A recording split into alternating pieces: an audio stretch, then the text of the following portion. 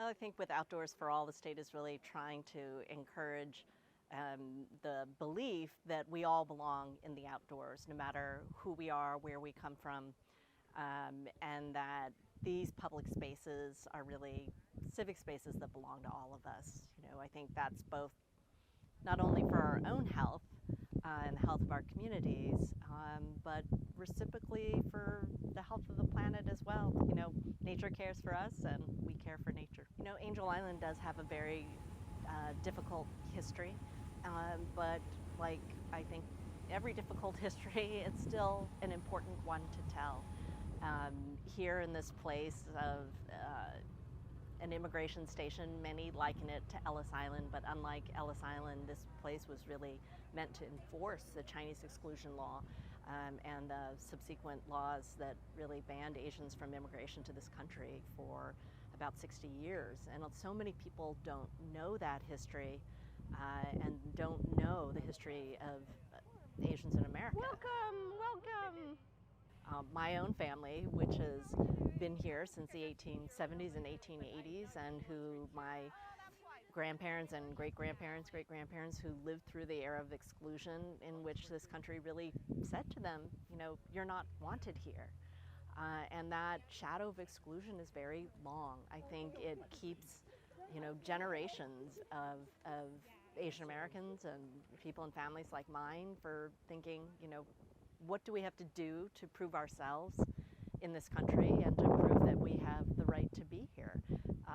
And while it's a challenging history, the reason why I think we need to tell it is so that we don't repeat the mistakes from our past. To me, Angel Island and the immigration station tells a story that is, in fact, for better or for worse, quintessentially American in its own telling, which is this very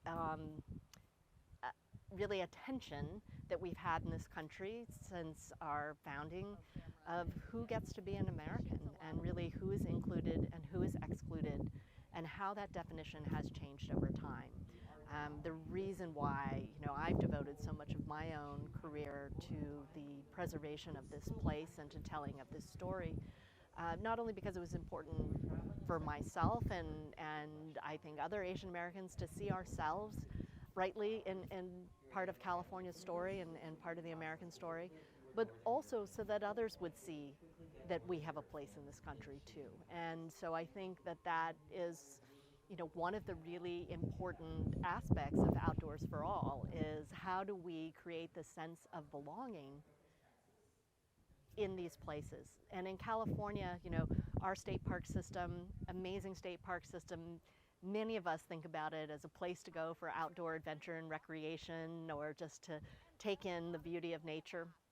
The California State Parks is also the steward of so much of our state's history, like it is here at Angel Island and so many other state parks across California. And that's where some of the work that State Parks is doing to really re-examine our past and to say, whose stories are we telling, whose stories are we excluding or have overlooked or historically have erased from our narrative?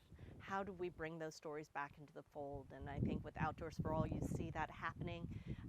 State Parks has been doing that work, and other state agencies have well. The State Coastal Conservancy has an amazing new grant program called Coastal Stories, in which communities whose stories of the coast have historically been not told are now coming to light. So that, I think, is a big part of building an Outdoors for All, is really saying whose stories are we telling and how do we do that, and certainly that place and that storytelling is such a part of what's here at Angel Island.